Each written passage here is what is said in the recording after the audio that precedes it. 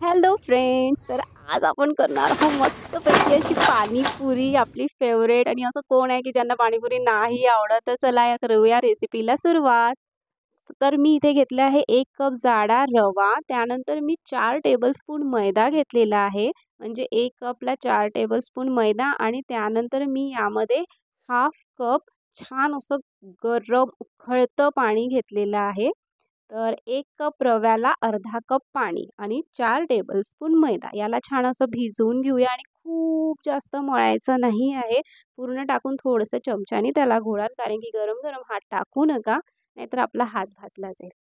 So चमच्याने केल्यानंतर त्याला मी हाताने 2 ते 2.5 मिनिटं छान मळून घेते आहे. आणि त्यानंतर आपण याला छान असं मऊसर कापड झाकून त्याला 15 ते 20 मिनिटं ठेवून देऊया. तर झालेले आपले 15 ते 20 मिनिटं. आता आपण आपल्या पुरी आपण लाटून घेऊया. त्याचे छोटे-छोटे बॉल्स तयार करून घेऊया, जेवढे तुम्हाला पाहिजे आहेत. सो असे आपण बॉल्स करून घेऊयात. आणि त्यानंतर आपल्याला एक-एक पुरी लाटायची आहे. हो. आणि मी दुसरीकडे बघा पोतं ठेवलेलं आहे एक व्हाईट, तिथे त्यावर आपण ते सिक्वेन्स वाईज आपण छान लाईनीने त्या पुऱ्या लाटून ठेवूया. तर बघा याची थिकनेस अशी एवढी ठेवलेली आहे मी. खूप जास्त जाडी नाही आणि खूप जास्त पातळ पण नाही. सो अशा सिक्वेन्स वाईज आपल्याला टाकायची आहे पुरी. आणि त्याच सिक्वेन्सनी जसं आता पहिली पुरी जी आपण केली तीच आपण पहिले तेलामध्ये टाकूया. सो बघा मी सिक्वेन्स सांगते की तसं.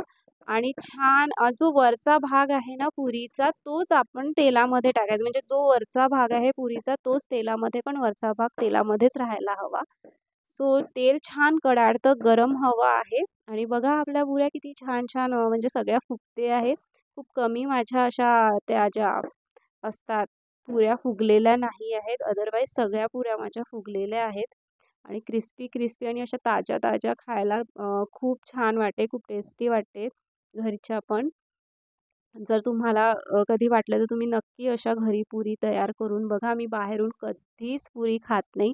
मी नेहमी पाणीपुरी घरीच करते. सो आणि मला घरचीच आवडते. मी ट्राय पण नाही करत कधी बाहेर खायचं. कारण आपल्या घरी हायजीन पण ऑफकोर्स पाळल्या जाते. सो बघा गुपचूपचा कसा आवाज येतोय. हो ना.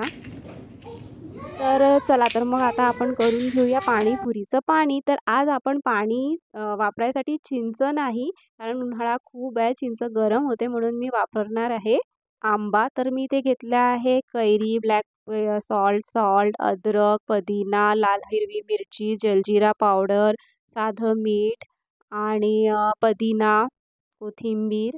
आणि हे सगळं पेस्ट आपण बारीक करून घेणार आहोत. त्यानंतर मी इथे वाट्यामध्ये छान पाणी घेतले आहे आणि मी ते चटणी जी आपण बारीक केली ती मिक्स करणार आहे. पूर्ण मिक्स नाही केलेली आहे मी. आणि यामध्ये मी अजून मीठ ॲड करते आहे. छान याला 5 मिनिटं राहू द्यायचं आणि 5 मिनिटानंतर याला आपण गाळून घेऊया छान. सो बस आपलं पाणी रेडी आहे पाणीपुरीचं. आणि दुसरीकडे ना मी त्याच तेलामध्ये पुरीच्या थोडीशी बुंदी तळून घेतली आहे, की बुंदी राहिली पाणीपुरीच्या पाणीमध्ये तर अजून छान टेस्टी वाटते. सो मी म्हटलं तेल गरम आहेच तर पटकन मी तळून घेते. छान झालेली आहे आपली बुंदी. आता दुसरीकडे आपलं आलूची चटणी आपण करून घेऊया. मी इथे थोडेसे वाटाणे आणि 3 ते 4 आलू बॉईल करून घेतले आहेत.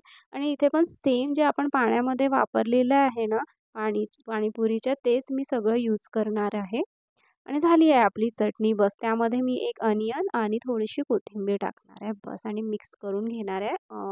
थोडंसं यामध्ये पाणीपुरीचं पाणी आणि लाल तिखट पण ॲड करून घेते आहे. आणि सो झाली आहे आपली पाणीपुरीची तयारी. आता आपण करूया पाणीपुरी रेडी. तुम्ही पण ही रेसिपी नक्की एकदा करून बघा. तुम्हाला पण खूप छान वाटेल. आणि मला सांगा कमेंटमध्ये की तुम्हाला कसं वाटली आहे रेसिपी.